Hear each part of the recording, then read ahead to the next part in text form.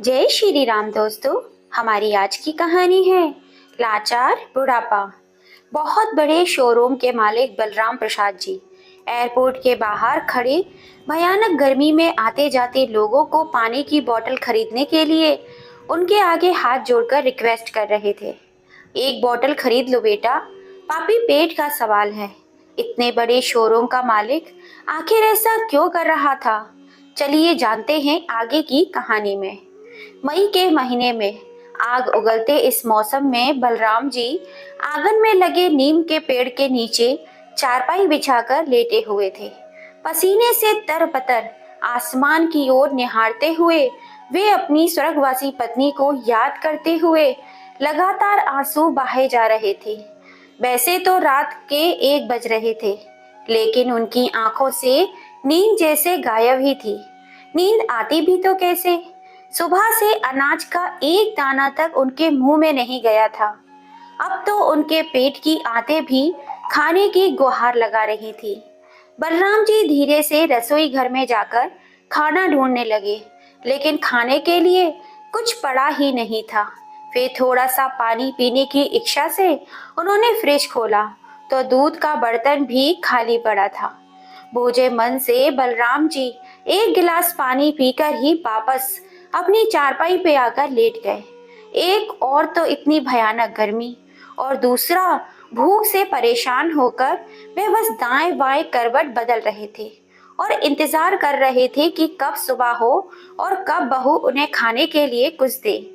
बलराम जी के कमरे में एक पंखा तक नहीं लगा हुआ था, जिस कारण वे आंगन में चारपाई पर ही सोते थे। वहीं दूसरी ओर उनके बेटे और बहू अपने कमरे में एसी चलाकर सुकून से सो रहे थे। दरअसल कल रात को उनका बेटा अजीत और बहू कल्पना दोनों शादी में गए हुए थे और रात को वहीं से डिनर कर कर ही लौटे थे।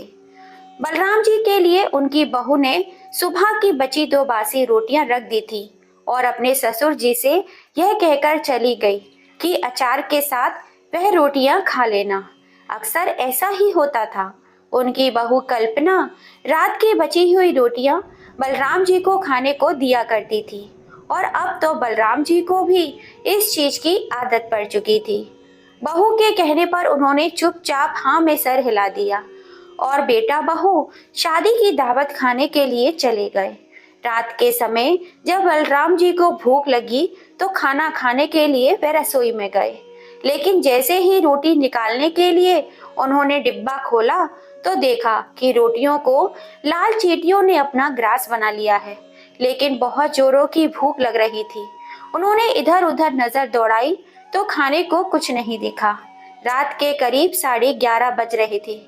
बेटा और बहू शादी से घर वापस लौटे, लेकिन बलराम जी की हिम्मत नहीं थी रही थी कि वे अपनी बहू से उस समय खाना बनाने को कहें। इसलिए वे चुपचाप अपनी चारपाई पर लेटे रहे और बेटा बहू अपने कमरे में सोने चले गए। लेकिन जैसे जैसे रात बीत रही थी, बलराम जी की भूख भी बढ़ती ही जा रही थी। भूख से तड़पते हुए उनकी आंख लग गई और सुबह कुकर की सीटी बजने के साथ उनकी आंख खुली। चारपाई से उठकर देखा तो उनकी बहू कल्पना रसोई घर में खाना बना रही थी। खाने की खुशबू से बलराम जी की भूख और भी तेज हो गई।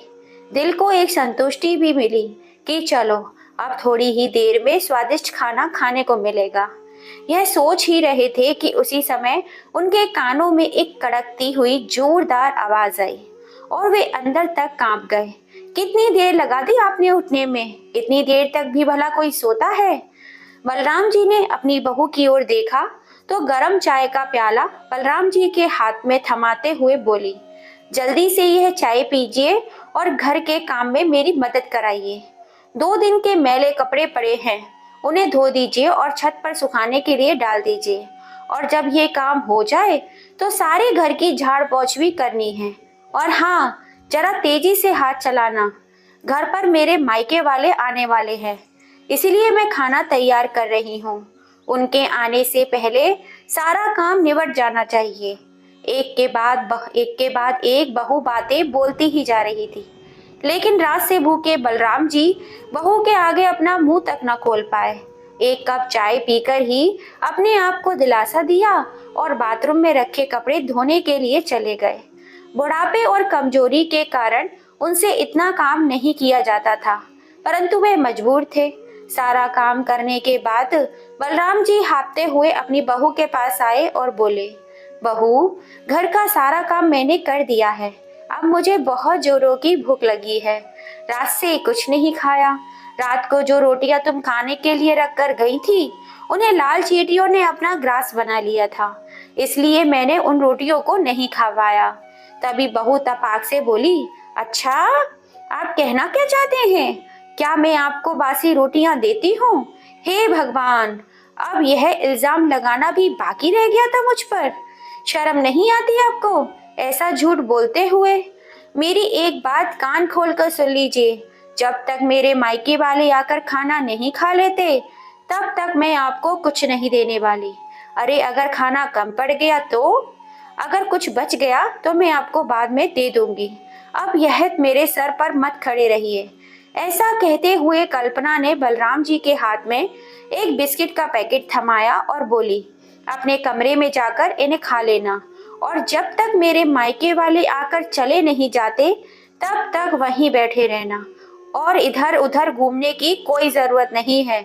और हाँ, आंगन में से अपनी चारपाई को भी उठा लीजिए, मेरे घर को कबाड़ खाना बना कर रखा हुआ है।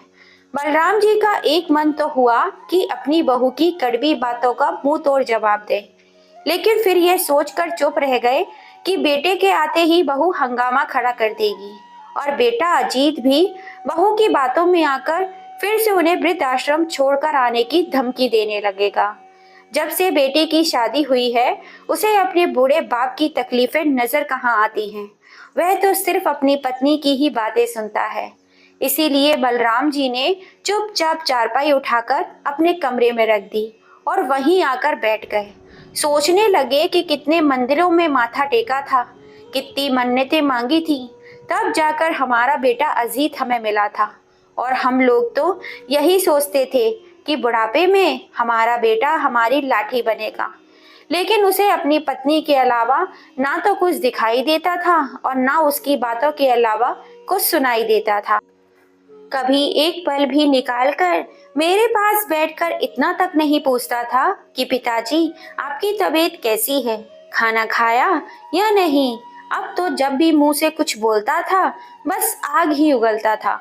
बेटा और बहू जब भी मुझसे बात करते हैं तो ऐसा लगता है जैसे अभी मुझे खा जाएंगे। क्या कुछ नहीं किया मैंने अपने बेटे के लिए? अरे था ही क्या मेरे पास, सिर्फ 2 कमरों का घर और छोटी सी एक कपड़े की दुकान। लेकिन मैंने सोच लिया था कि मैं अपने बेटे के लिए एक बड़ा कारोबार खड़ा करूंगा। इसीलिए उसके होने के बाद मैंने दुगनी मेहनत की और एक लगातार 12 साल मेहनत करने के बाद एक छोटी सी दुकान शोरूम में तब्दील हो गई। उसके लिए बड़ा सा घर बनवाया और व्यापार की एक एक बारीकी उसे सिखाई, जिसके कारण आज अजीत एक अच्छा व्यापारी बना बैठा है। उसके बाद उसकी पसंद की लड़की से उसकी शादी भी करवा दी और बहू घर में आ गई। सब कुछ कितने अच्छे से चल रहा था। अब तक तो मेरी पत्नी दुर्गा भी जिंदा थी, लेकिन अचानक उसे डेंगू बुखार हुआ और लाख कोशिशों के बावजूद भी मेरी पत्नी दुर्गा मुझे छोड़कर चली गई। जब तक दुर्गा मेरे साथ थी तब तक मैं इस घर का मुखिया हुआ करता था। बेटा और बहू कितना मान देते थे मुझे। खाने पीने की कोई दिक्कत नहीं थी। मैं दुकान संभालता था और मेरी पत्नी अपनी बहू के साथ घर के सारे काम संभालती थी। लेकिन उसके जाने के बाद मेरी तो दुनिया ही उजड़ गई। मैं तो जैसे बेटा बहू पर बोझ बनकर रह गया। धीरे धीरे बेटे ने दुकान पर कब्जा किया और बहू ने पूरे घर पर कब्जा कर लिया। मुझे एक कमरे तक ही सीमित कर दिया। अपने ही घर में मैं कहीं आ जा नहीं सकता हूँ। कुछ दिनों के लिए मेरी तबीयत क्या खराब हुई कि बेटे ने मुझे दुकान पर बैठने से ही मना कर दिया, यह कहकर कि आप बूढ़े हो चुके हो, तबीयत खराब हो जाएगी तो कौन संभालेगा। अब दुकान पर आपकी कोई ज़रूरत नहीं है, दुकान में बहुत अच्छे से संभाल सकता हूँ। ऐसा कहकर उसने दुकान पर पूरा कब्जा जमा लिया। जेब में कुछ रुपए होते तो मैं बाहर से ही खाने को कुछ खरीद लेता, लेकिन बेटा मुझे 1 रुपए तक नहीं देता और बहू खाने को कुछ देती नहीं है। सोचते सोचते बलराम जी फूट फूट कर रोने लगे। बलराम जी की पत्नी दुर्गा को गुजरे 9 साल बीत चुके हैं और बेटे बहू का रवैया दिन पर दिन और भी बद से बदतर होता जा रहा था। अब तो उन्हें 2 वक्त की रोटी भी बहुत मुश्किल से मिला पाती थी। बलराम जी के बेटे ने उन्हें बूढ़ा करार देकर दुकान आने से तो मना कर दिया, लेकिन बहू अपने बूढ़े ससुर से घर के सारे काम कराने लगी। घर की साफ सफाई, झूठे बर्तन, कपड़े तक उनकी बहू उनसे धुलवाती थी और यदि वे कुछ कहते तो घर में कला शुरू कर देती। और इसी कलेश की वजह से बलराम जी आज तक चुप रहे, चुपचाप काम करते आ रहे थे। समय बीतने के साथ साथ उनके बेटे और बहू का व्यवहार तो बद से बदतर होता जा रहा था, लेकिन बेटे बहू को उनकी इतनी पर भी दया नहीं आई। उनकी उम्र बढ़ती ही जा रही थी, तो घर का इतना काम वे कैसे कर पाएंगे।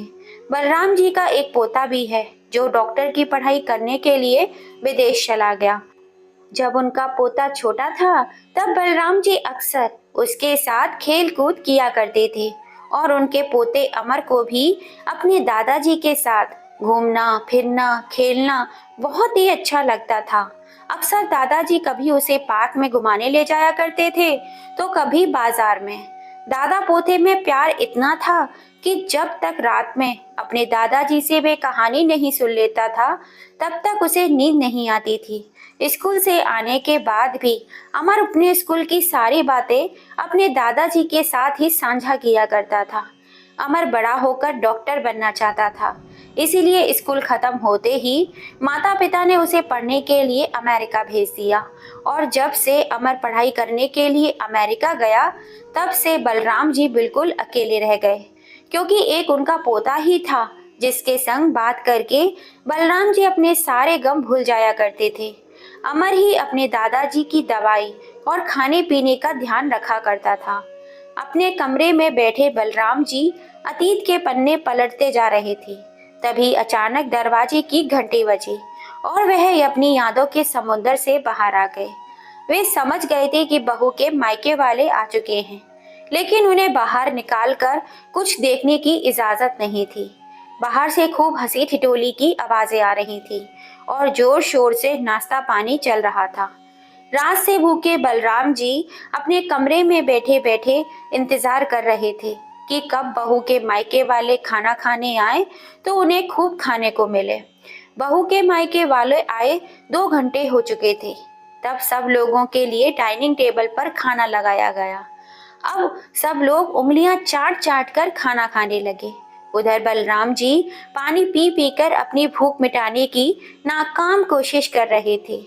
अब तो पानी भी खत्म हो चुका था, इसीलिए पानी लेने के लिए जैसे ही वे अपने कमरे से बाहर रसोई में गए तभी रसोई में खड़ी बहू की माँ बहू से बोली, अरे कल्पना, तू अपने ससुर जी से भी कुछ काम काज कराती भी है या नहीं, या दिन भर पड़े पड़े खाते ही रहते हैं। नहीं माँ, आप भी कैसी बातें करती हैं, अब यह बूढ़े हो चुके हैं। ज्यादा नहीं, लेकिन थोड़ा बहुत काम काज तो करवा लेती हूँ, नहीं तो बैठे बैठे मुफ्त में खाना थोड़ी खिलाऊंगी इन्हें। बातें करते हुए दोनों हंसने लगी और बाहर चली गई। बलराम जी रसोई में खड़े खड़े अपनी बहू और समधन की बातें सुन रहे थे। उनके शब्द बलराम जी के दिल में तीर की तरह चुभ रहे थे और आंखों से आंसू बहते जा रहे थे। मन ही मन सोच रहे थे कि दिल को तो करता है अभी बोल दूं कि मैं तुम लोगों की कमाई नहीं खा रहा हूँ, यह दुकान, यह बड़ा सा घर, सब कुछ मेरा खरीदा हुआ है। सोचते सोचते बलराम जी के हाथों से पानी का गिलास नीचे गिर गया और रसोई घर में चारों तरफ पानी फैल गया। गिलास गिरने की आवाज सुनकर बहू भागती हुई आई और रसोई घर में चारों तरफ पानी गिरा देखकर जोर से चिल्लाते हुए बोली, आपको एक बात समझ नहीं आती? जब मैंने आपको रसोई में आने से मना किया था, फिर क्यों आए रसोई घर में? पूरी रसोई गंदी कर दी। चलिए अब जल्दी से साफ कीजिए इसे। बहू का इस तरह जोर जोर से चिल्लाना क्या कम था कि उनका बेटा भी पीछे से चिल्लाता हुआ आया और बोला, पिताजी, जब कल्पना ने आपको यहाँ आने से मना किया था तो फिर रसोई में आने की क्या जरूरत थी? पूरे घर में इधर उधर घूमना क्या जरूरी है आपका? एक जगह पर बैठा नहीं जाता।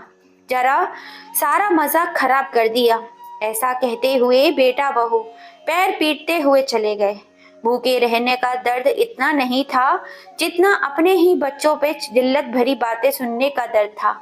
आज बलराम जी पूरी तरह से टूट चुके थे। भरी आंखें लिए कांपते हाथों के साथ उन्होंने रसोई की सफाई की और नजरें झुकाए अपने कमरे में चले गए। अपनी किस्मत पर फूट फूट कर रोने लगे। खाना खाने के बाद सभी लोग चले गए और बलराम जी अभी तक अपने कमरे में खाने का इंतजार कर रहे थे कि बहू उन्हें कुछ खाने को दे दे।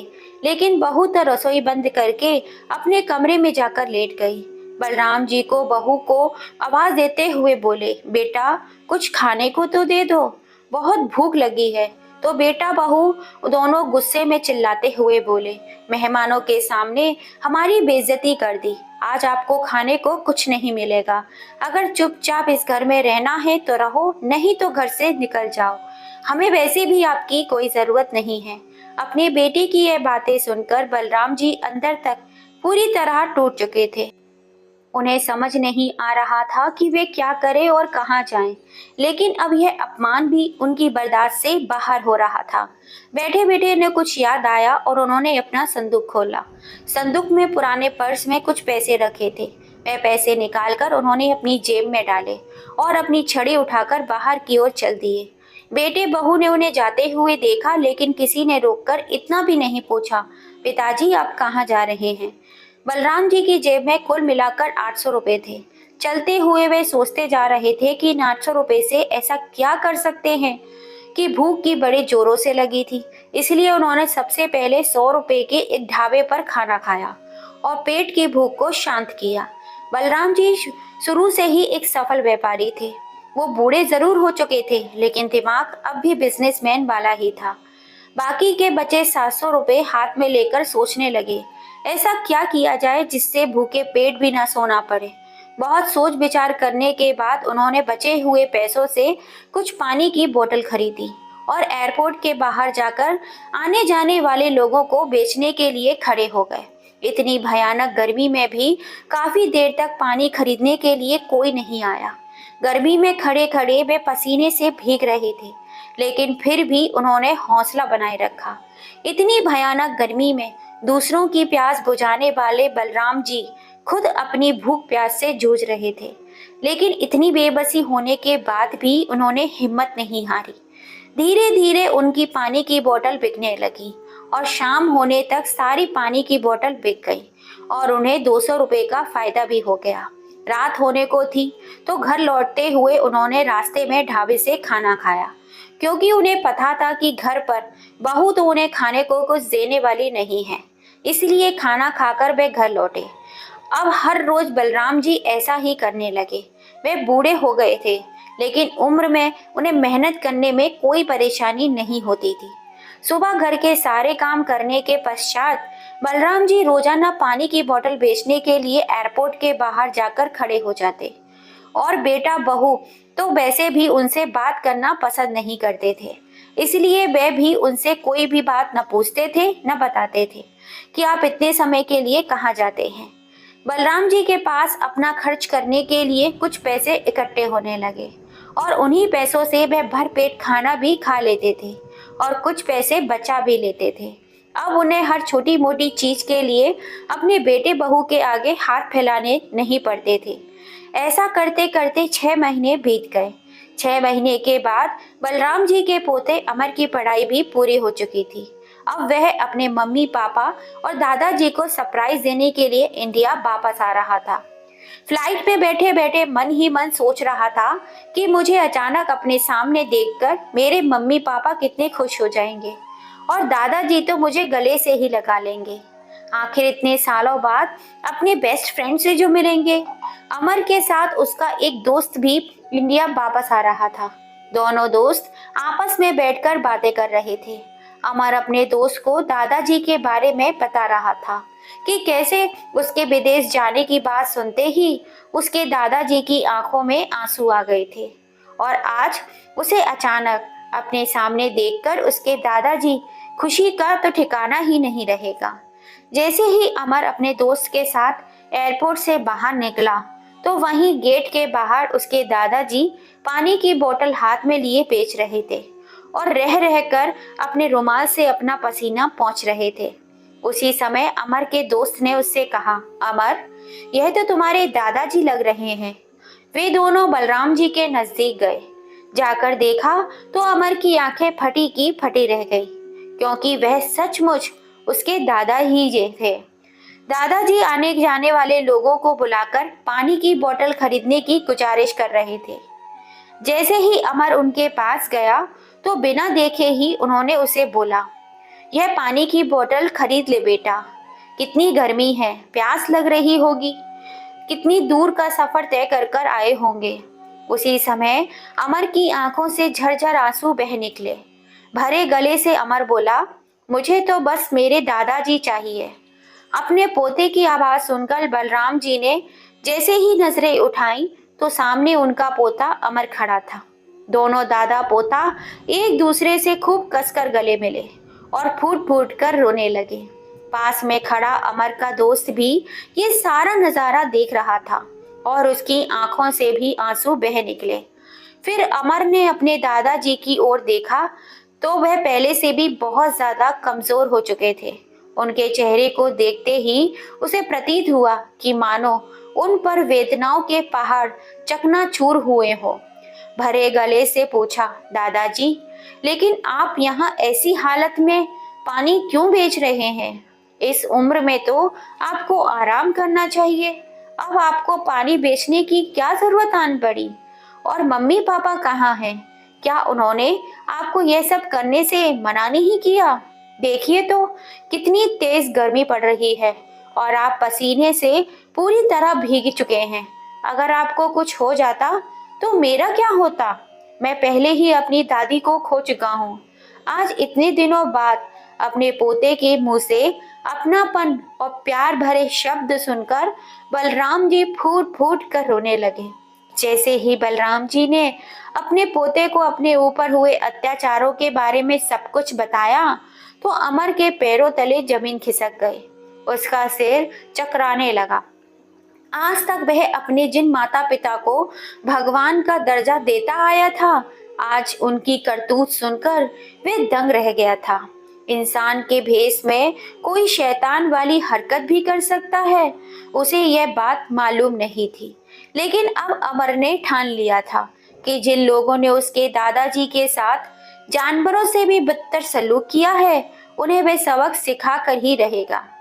लेकिन सबसे पहले वह अपने दादाजी को एक बढ़िया से होटल में ले गया और वहां पर उन्हें स्वादिष्ट खाना खिलाया और उसके बाद उस होटल में उनके लिए एक आरामदायक कमरा बुक करा दिया और उनकी सभी जरूरत की चीजें उनके पास रखवा दी।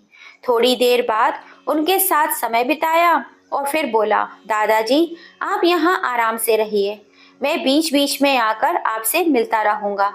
आपके लिए खाना वेटर लेकर आपके कमरे में ही आ जाएगा, आपको कहीं जाने की जरूरत नहीं होगी। ऐसा कहकर अमर अपने घर की ओर चल दिया। जैसे ही अमर घर पहुंचा तो उसे अपने सामने खड़ा देखकर उसकी माँ बहुत खुश हो गई और बोली, अरे बेटा, तुमने बताया नहीं कि तुम भारत वापस आ रहे हो।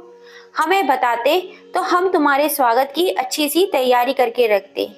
फिर अमर अपनी माँ की आंखों में आंखें डालते हुए गंभीर स्वर में बोला, लेकिन अगर मैं पहले बता देता तो मैं सब कैसे देखता जो आज मैंने अपनी आंखों से देखा है।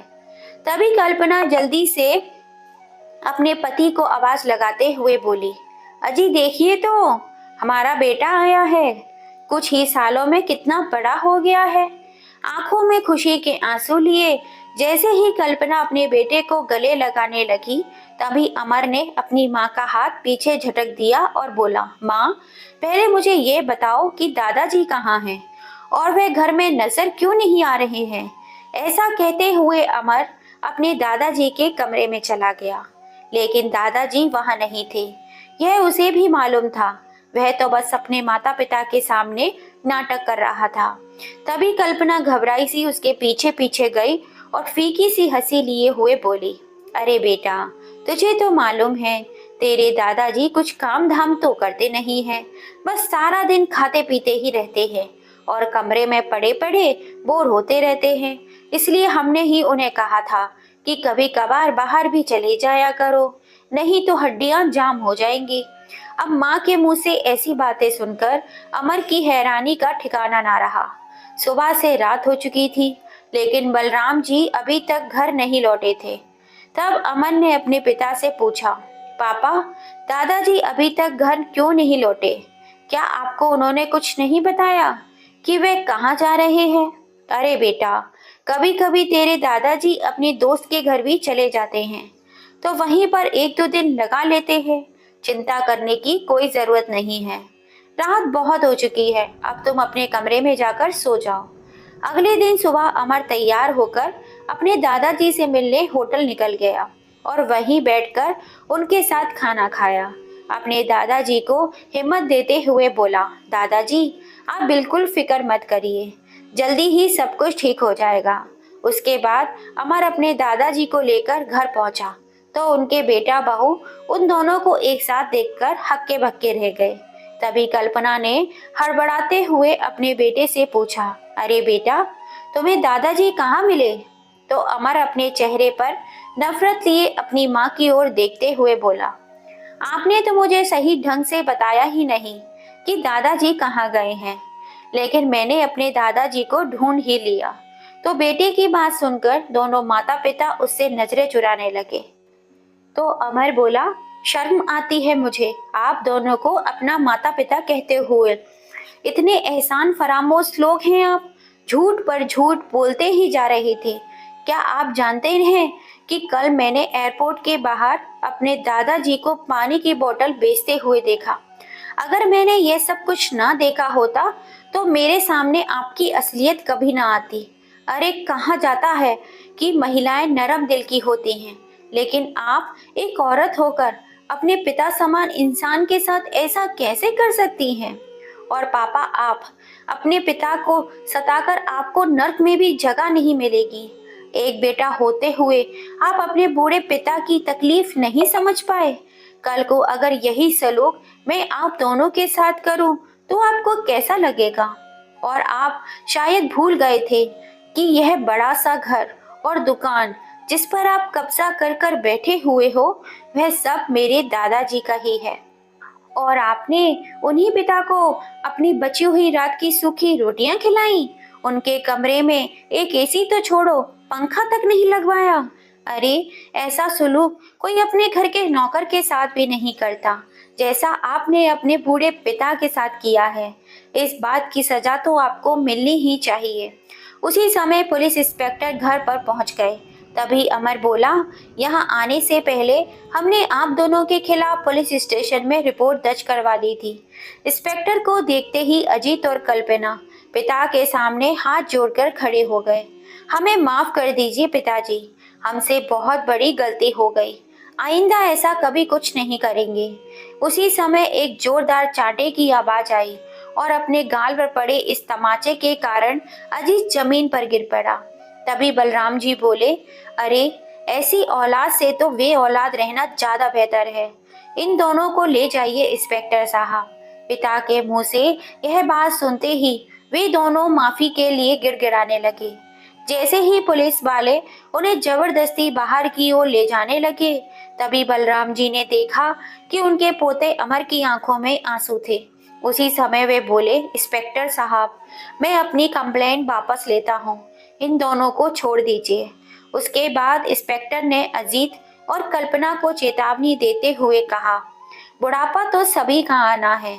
आज आपके पिताजी बूढ़े हैं, कल आप लोग भी बूढ़े होंगे और जैसा आप करेंगे वैसा ही आपको भी मिलेगा। यह बात हमेशा याद रखना।